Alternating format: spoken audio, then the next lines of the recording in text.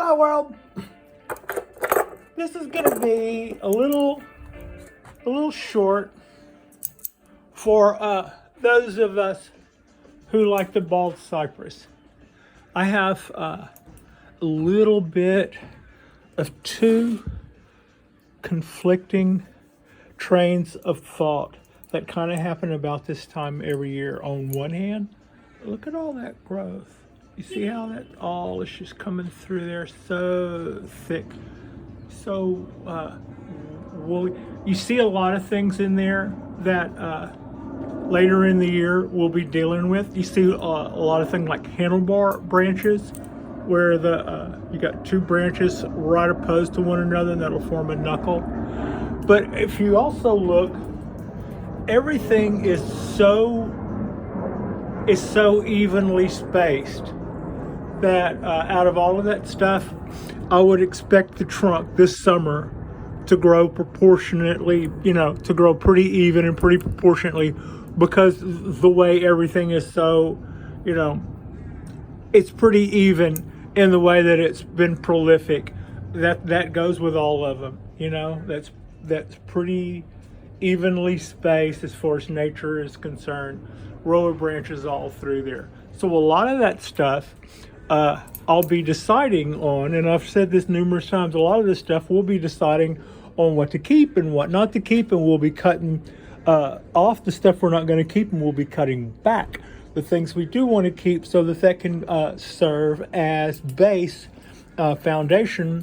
And then the second year it'll branch off, and then we can have secondary, and then we can cut those off, and then after that we'll get tertiary and blah blah blah. So now, last year we decided that this branch right here would be a keeper. So we cut it here, and we applied a little cut paste to it. Then the tree responded, and it did, in this case, just exactly, they don't always do that, but in this case it did just exactly what we wanted it to do.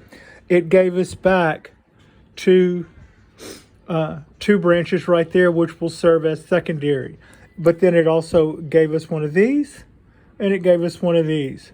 And while at one hand, I have been saying that we're going to let a lot of this stuff all summer fly, whether or not it's keepers or not, because that is how we will get, all of the energy that this stuff will make is how we will get all of that ramification. On the other hand, this was one of our keepers, and if I allow this up guy and this down guy to hang out and prosper, that'll turn the end of the branch here, where we've got exactly what we want to have going on.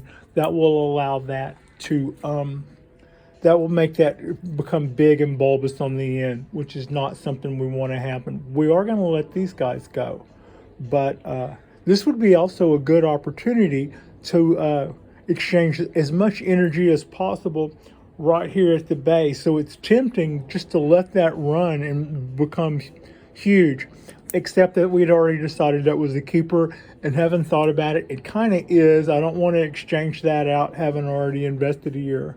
So I'll do that, and then I'll do that. So yeah, that's what we'll do as far as that guy. I could say the same thing right here, because I've got these two branches right here. This will get really too big, except that in this case I like this one, so maybe we'll do that.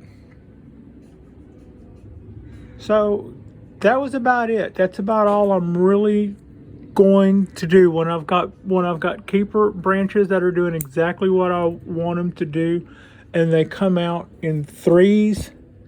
I will nip them back to twos.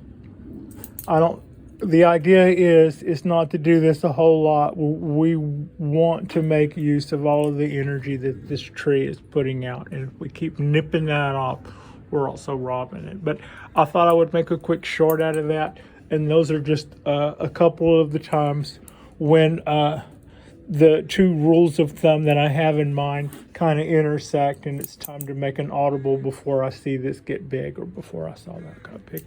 Thank you so much for watching.